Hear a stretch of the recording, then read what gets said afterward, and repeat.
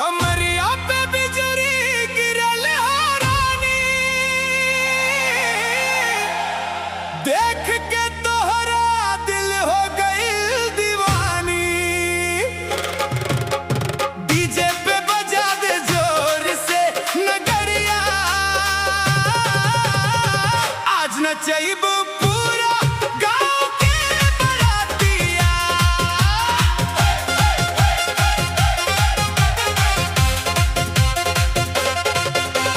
लाल लाल लहंगा चमके चुनरिया, तोरे अदा पे मर गइल नगरिया।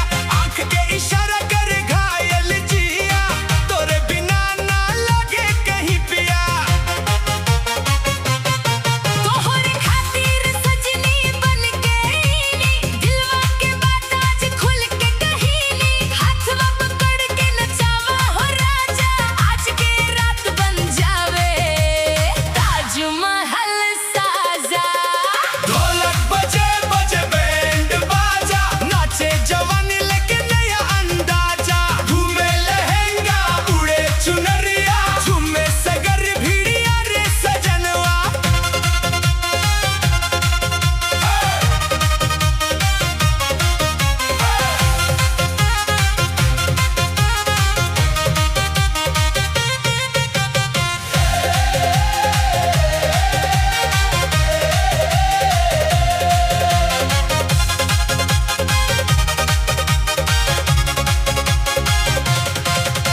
कमरिया पे बिजली गिरल हो रानी, देख के तोहरा दिल हो गई दीवानी।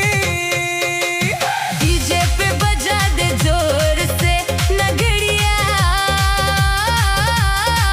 आज नचैब पूरा गाँव